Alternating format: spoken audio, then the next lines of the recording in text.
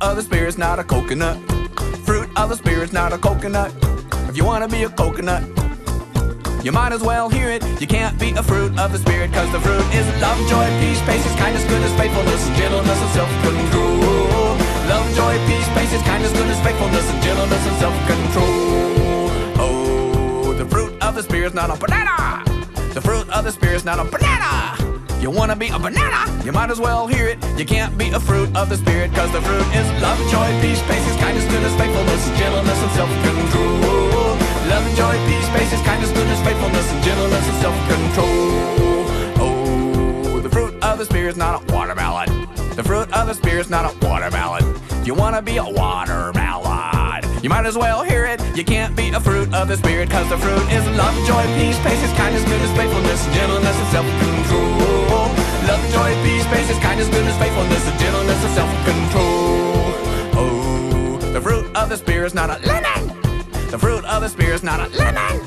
If you wanna be a lemon, you might as well hear it. You can't be a fruit of the Spirit, cause the fruit is love, joy, peace, patience, kindness, goodness, faithfulness, and gentleness, and self-control. Love, joy, peace, patience, kindness, goodness, faithfulness, and gentleness, and self-control. Oh, the fruit of the Spirit's not a cherry. The fruit of the Spirit's not a cherry. If you wanna be a cherry, you might as well hear it. You can't be a fruit of the Spirit, cause the fruit is love, joy, peace, patience, kindness, goodness, faithfulness, and gentleness, and self-control. Love, joy, peace, patience, kindness, goodness, faithfulness, and gentleness, and self-control. Okay! Everybody knows that grapes come in bunches, so everybody get in big bunches.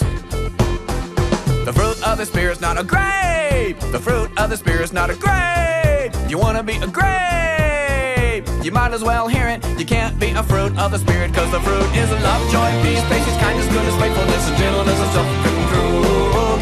Love, joy, peace, patience, kindness, goodness, faithfulness, and gentleness, and self-control. The fruit is love, joy, peace, patience, kindness, goodness, faithfulness, and gentleness, and self-control. Love, joy, peace, patience, kindness, goodness, faithfulness, and gentleness, and self-control. Love, joy, peace, patience, kindness, goodness, faithfulness, and gentleness, and self-control. Love, joy, peace, patience, kindness, goodness, faithfulness, and gentleness, and self-control. Isn't that a great video? I love it so much. As you could tell, we are starting a new series that will take us throughout the summer on the fruit of the Spirit. Each week we'll look at one of the different fruit and see how can we apply it to our lives. What does that look like for us today? And so I wanted to get us started with the first one that Paul lists, love. Now, we just spent the whole month of May learning about how we can love one another. So I'll put the link to all those different videos in the description of this one. Encourage you to check them out, especially Mr. B's. Oh my word, fantastic.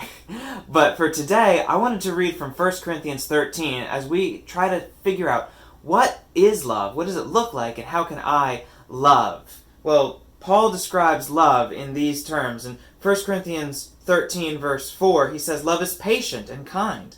Love does not envy or boast. It is not arrogant or rude. It does not insist on its own way. It is not irritable or resentful. It does not rejoice at wrongdoing, but rejoices with the truth.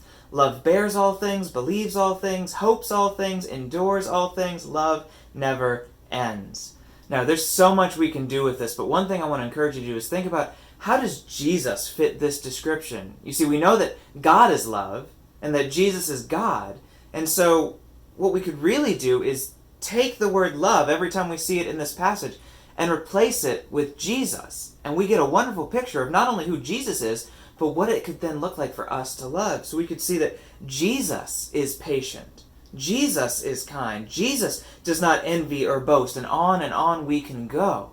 Because, friends, ultimately, Jesus is the most excellent expression of love. He is our example. He is the one that we should look to in terms of how can I love others well? Well, look at what Jesus did, who he is, how he loves, and how we can love like him.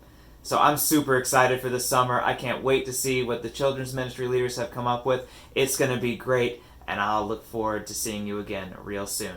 Take care.